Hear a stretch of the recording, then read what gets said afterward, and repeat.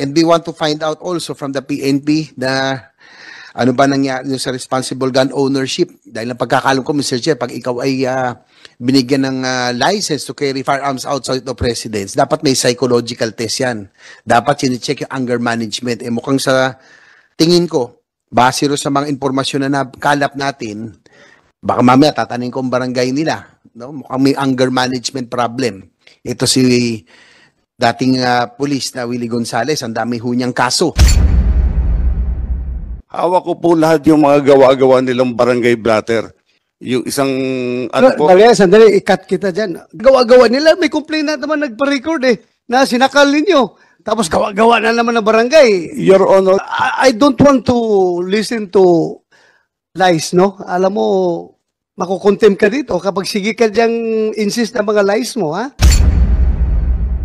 Kailan ka naging pulis? July 8, 1990 po, Your Honor. 1990? Opo.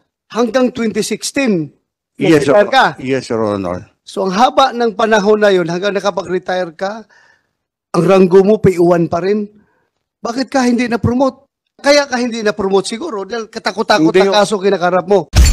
Ang tanong ko lang, di ba bago makakuha ng license, bago ma-issue ng permit to carry firearms outside of residence, dapat merong neuro test yan, psychological test, lahat, drug test, kompleto. Tama po ba, General Lucas? Yes, Your Honor. Paano ho makakapasa ito si Mr. Gonzales? Una-una, sinabi na Mr. Chair, dismissed po siyang na police. Pangalawa, it seems that Mr. Gonzales, Mr. Chair, has an anger management problem, no? Ipa-flash ko lang po ito sa screen bago po magsalita si Mr. Gonzales. Sa barangay lang po nila, narami hong blatter concerning Mr. Willie Gonzales. And I have with me here summary of cases of Mr. Gonzales. Parang ano to, 10, no? Merong robbery, prostrated homicide, obstruction, perjury, robbery, prostrated homicide, grave threat, violation of PD 1866, grave coercion, and light threat. So may grave threat, may light threat.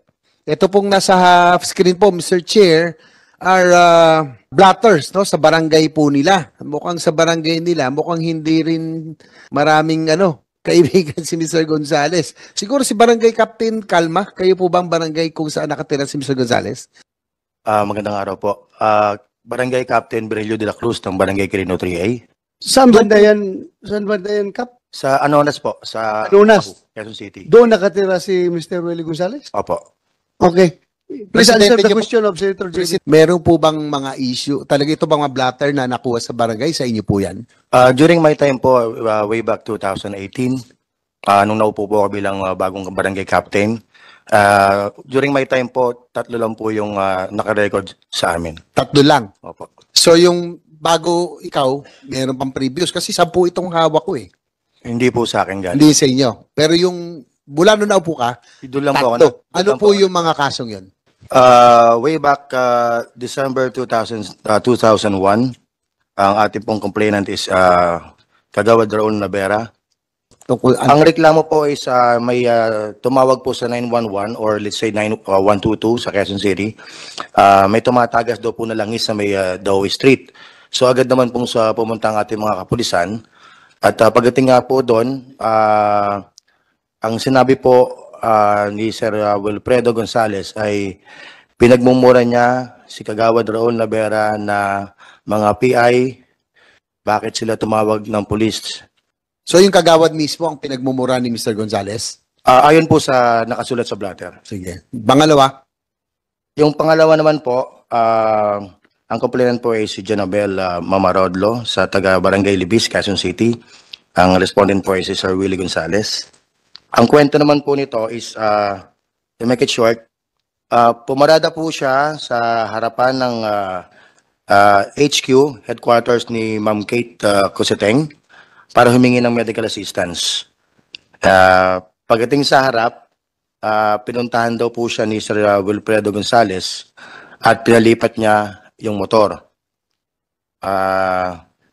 Humingi naman siya ng pasensya, bigla na lang daw po siyang sinakal. Pati rin po yung anak niya na kasama po. At Sino, nalaglag po sino yung sumakal? Yung anak ni Mr. Gonzales? ayon po sa nakasulat, si Sir Wilfredo po ang sumakal. Tapos nalaglag po yung cellphone ng tao. Nabasag po yung cellphone. So, dalawa sila magkasama. Ayon po Sino sa yung anak? Ayon Anak ni po. Willie Gonzales. Opo. So, sinakal siya. Opo. Okay. Yung isa naman po, February po, 2021 din po. Ang complainant po is si Perfecto Pontanilla, BPS ako po. Noong time na yon, ang respondent po is si Sir Willie Gonzales. Pagdaan daw po niya sa dao, nakita raw po niya si Sir Willie sa oras na yon at may kinakausap si Ate Banji at nagsabi sa tao na sino ang nagbumonitor ng CCTV sa barangay. Galit na patanong at may mura. At sinabi, pag natsyempuhan ko yan, patayan. Yun lang po, Your Honor. Siguro, Mr. Gonzales, tanong ko lang. Ano pong meron ba kayong anger management issue? Dahil ba ito sa frustration? Wala po kong anger management issue, Your Honor. Pero po, yung kaso nyo kasi ito, threats eh. Hawak ko po lahat yung mga gawa-gawa nilang barangay blatter. Dahil sila po barangay first kagawad, yung isang ano po, Sandali, ikat kita dyan. Gawa-gawa nila yung kwan, yung mga...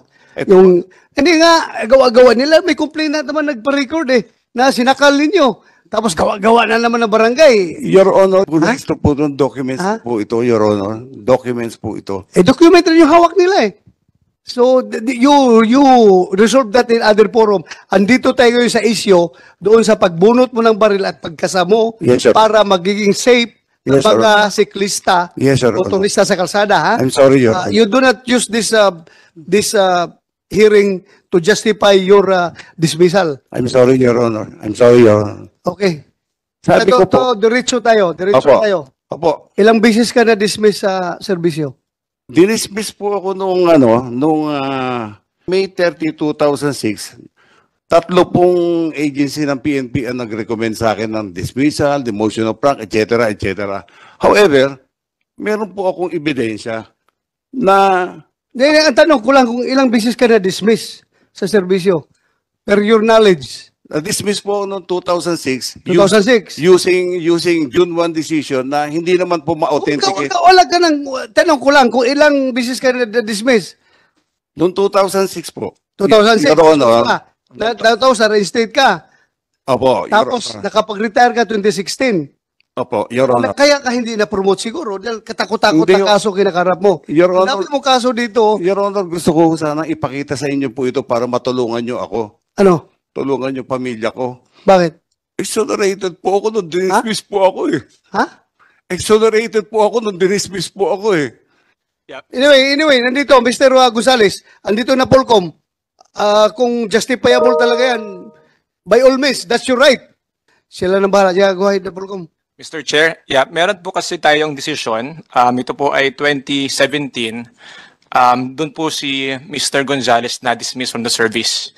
Ito po yung kanyang pag-threat, grave threats po ito sa kanyang mga neighbors. And then, in-appeal po nila ito sa NAB. Noong pong 2021, dinenay na po yung kanilang appeal and yung MR. So, alam ko po ngayon po ay nag-appeal sila ulit sa office ng secretary. So, pending po doon. Pero po yung kanyang dismissal po noong 2017 ay denied po ng NAB yung appeal nila. Pero may sabi niya, may hawak siyang papel ng exoneration eh. Tingnan nyo yan, tingnan nyo. I think po ibang case po ito. Ibang case na naman yan. So, So, six po. kadami mong Opo. case talaga. Ang dami. Your Honor, marami po talagang ibinato sa aking kaso mula po na mag-whistleblower ako. Kaya ang pangunawa po ninyo ang hinahanap ko. Anyway, naunawaan kita. Humahanga ako sa iyo dahil nga sabi mo, nilaban mo yung kinalaban mo yung mga superior mo pagdating sa drug case. Pero hindi kita hinahangaan dito sa pagbunot mo ng baril at magkasamo ng baril. Ha? Very clear tayo dyan. Hindi kita hinahangaan doon. Mr. Chair? Yes, Pwede makasingit lang. Yung pong kaso na binabanggit, he was sa Napolcom, I just want to be clarified again. He was dismissed 2017 because of grave threats. Am I correct? Yes, sir. Bale po yung case po is for grave threats po. Ito po yung Filed by the neighbors, yung ba yung Yes. mga neighbors? 2017 po ito. yun po 2000. yung date ng decision, but the incident po occurred in 2006. You can say. 2006.